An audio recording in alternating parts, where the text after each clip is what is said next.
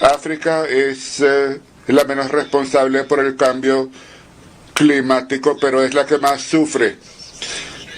Siglos después del final del comercio de esclavos, décadas después del final de la explotación colonial de los recursos de África, el pueblo de nuestro continente una vez más está pagando el precio de la industrialización del norte y del desarrollo de los países ricos del mundo. Este es el precio que el pueblo de África ya no va a seguir pagando. Muchos países del mundo cuentan su dinero, los recursos naturales que están debajo del suelo de África, los recursos minerales. La riqueza de África es de los africanos. La riqueza mineral que está en el suelo de África debe ser para beneficio de los africanos. Pedimos a los líderes mundiales que aceleren la descarbonización mundial y que al mismo tiempo traten de alcanzar una igualdad y una prosperidad compartida. Tenemos que hacer avanzar los 3 pilares del Acuerdo de París: mitigación, adaptación y apoyo, con igual ambición y urgencia. Los países africanos, junto a otros países en desarrollo, necesitan más apoyo financiero para cumplir la Agenda 2030 y alcanzar sus metas de cambio climático de una manera exhaustiva e integrada. Necesitamos operacionalizar el Fondo de Pérdidas y Daños para los países vulnerables afectados por los desastres climáticos, como se acordó en la COP27. África ha hecho suyo este reto. África está decidida a utilizar tecnologías inteligentes, digitales y verdes para ampliar la producción industrial, impulsar la producción agrícola, fomentar el crecimiento y crear un empleo sostenido para el pueblo de África. Como comunidad mundial debemos garantizar que las cualidades esenciales que definen nuestra humanidad se manifiestan en las instituciones que rigen las relaciones internacionales. Necesitamos instituciones que sean inclusivas, representativas, democráticas y que hagan avanzar los intereses de todos los países. Necesitamos un nuevo compromiso con el multilateralismo, basado en normas claras y con el apoyo de instituciones efectivas. Este es el momento de proceder con la reforma del Consejo de Seguridad de las Naciones Unidas para dar significado al principio de la igualdad soberana de las naciones y para permitir que el Consejo responda más efectivamente a las realidades geopolíticas del mundo de hoy. Nos complace que la posición común de África sobre la reforma del Consejo de Seguridad cada vez reciba más apoyo. Este proceso debe pasar ahora a unas negociaciones basadas en un texto, creando una oportunidad para que haya convergencia entre los Estados miembros. La cumbre de los BRICS en Johannesburgo afirmó la visión de que el Consejo de Seguridad de las Naciones Unidas debe ser reformado y aquellos que no están representados, los países que no están representados, deben estarlo. Debemos garantizar que la voz del continente africano y la voz del sur se haga escuchar más fuerte en las Naciones Unidas y en todo el sistema multilateral. Todos los pueblos representados aquí se originaron en África. En África desarrollaron las herramientas y las capacidades para propagarse a través de todo el mundo y alcanzar el desarrollo y el progreso. Y todo esto gracias a las habilidades y al talento que surgió en el continente africano. A pesar de esta historia, a pesar del legado de explotación y de y de dominio. Bueno, se dan cuenta en esta parte lo que nos dice el presidente sudafricano, de que la mayor parte de los países representados en esta cumbre de Naciones Unidas tienen origen africano. Se han originado, han surgido en África. O sea, en otras palabras, nos están dando a entender de que la gente y la población de buena parte del mundo tiene sus orígenes en África.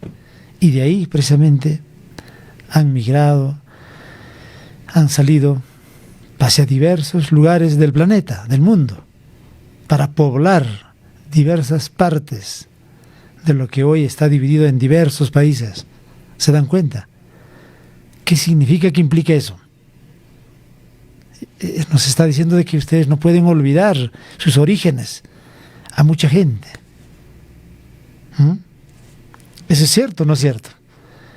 ¿Se dan cuenta? Así que hay varios temas por aprender, por captar. Por eso, amigos, ciudadanos, conciudadanos, compatriotas, siempre les recomiendo, escuchemos, captemos detenidamente, con paciencia, démosle tiempo al desarrollo de estos temas, al discurso, a la intervención de cada uno de estos gobernantes, porque esta es la expresión y el reflejo de lo que pasa en diversas partes del planeta, del mundo. Si queremos conocer los temas no solamente nacionales, sino internacionales, tenemos que estar imbuidos, tenemos que darnos tiempo para conocer cada uno de estos detalles, porque si no, vamos a tener enormes vacíos. Vamos a tener dificultad para entender e interpretar los acontecimientos y los hechos que están pasando en esta época, en estos tiempos. Ahí termina ya prácticamente la intervención del presidente sudafricano en este momento. Y las capacidades para propagarse a través de todo el mundo y alcanzar el desarrollo y el progreso. Y todo esto gracias a las habilidades y al talento que surgió en el continente africano. A pesar de esta historia, a pesar del legado de explotación y de y de dominio, y a pesar del reto de los conflictos y de la inestabilidad, África está decidida y está lista a volver a ocupar el lugar que le corresponde como un centro de progreso humano. La era del desarrollo africano ha llegado a través del a través de la zona de libre comercio de África, que está creando una zona de comercio muy amplia y está acelerando la interconectividad. Los países africanos están movilizando sus medios y sus recursos colectivos para alcanzar una prosperidad compartida. A través de este tratado, los países africanos están estableciendo la base para un aumento enorme del comercio, la integración regional y la industrialización sostenible. La comunidad mundial tiene los medios y el deseo de enfrentar y superar los enormes retos de hoy. Los países se reúnen aquí en esta Asamblea General.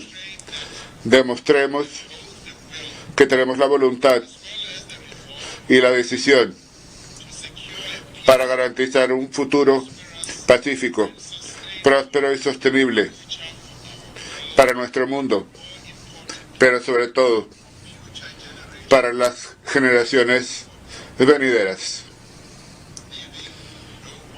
No dejar a nadie atrás. Muy bien, ese fue el discurso y la presentación del presidente sudafricano, cuyo nombre es Matamela Cyril Ramaphosa, presidente de la República de Sudáfrica. Prácticamente diremos, amigos, de que los representantes de diversos gobiernos africanos han tenido el protagonismo en esta cumbre de Naciones Unidas, sin lugar a dudas, porque han expresado realmente no solamente lo que sienten, sino lo que pasa, lo que ocurre en décadas y en siglos en el continente africano. Uno de los continentes más ricos en recursos diversos, sin embargo, económica y socialmente empobrecidos, como consecuencia del coloniaje, es decir, del dominio, de la opresión al que han sido sometidos esos pueblos por parte de los gobiernos de Estados Unidos, Francia, Alemania, todos esos gobiernos capitalistas que han hecho un festín precisamente con los pueblos africanos, al igual como ha venido ocurriendo también aquí, en esta parte del continente, con los países latinoamericanos. Hay similitudes parecidos con los pueblos africanos. Inclusive hay países como el nuestro que en muchos asuntos, en muchos temas, estamos igual o peor que los países africanos. Sí, estamos, aunque a algunos les duela reconocer esto. Sí, estamos así, en esas condiciones. Bueno, entonces han tenido un protagonismo indiscutible, innegable, los gobiernos y representantes africanos en esta cumbre de Naciones Unidas. Porque hay pueblos que están liberando, que están luchando por su libertad, por su liberación absoluta. Ahí vemos esta imagen que estamos viendo en este momento. Esa es una muestra de cómo, por ejemplo, esta es una imagen del pueblo de Burkina Faso, donde precisamente, y también pueblos africanos como la de Mali, donde están expulsando las representaciones y a los embajadores de Alemania, de Estados Unidos, de Francia y de otros países occidentales. Han dicho, basta, ya no queremos, váyanse. Los están expulsando así por la fuerza. Por la fuerza. Ahí están las imágenes. Eso es innegable, no se puede ocultar. Están militares negros, de población negra, pueblo y militares levantados. Es una rebelión total. Eso está pasando, ahí está, podemos mencionarlo. ¿A qué países? Africanos, no solamente en Sudáfrica, bueno, como acabamos de escuchar al presidente sudafricano, sino en Burkina Faso, en Níger, se ve estas imágenes, en Níger, en Gabón, en Nigeria, en Mali y en otros. Pero no todos, todavía faltan algunos países donde todavía sigue la presencia del poder económico, sigue presente todavía el dominio, el control, de una u otra manera en algunos otros países africanos. Pero ojo con esto, con lo que decimos, amigos. Líderes como este personaje, por ejemplo, a ver, véanlo ustedes. Este es el personaje el líder africano de Burkina Faso, que ha hecho noticia en los últimos tiempos. Cuando señala de que él basta de un mundo de esclavos y amos. No queremos ya un mundo de amos y esclavos. Es un líder negro, africano, que ha hecho noticia a nivel mundial y bueno, ahora lo están considerando como un líder africano de la población negra, donde en sus intervenciones se ha declarado y se ha proclamado como seguidor de los ideales, no solamente del comandante Fidel Castro, sino del propio Che Guevara.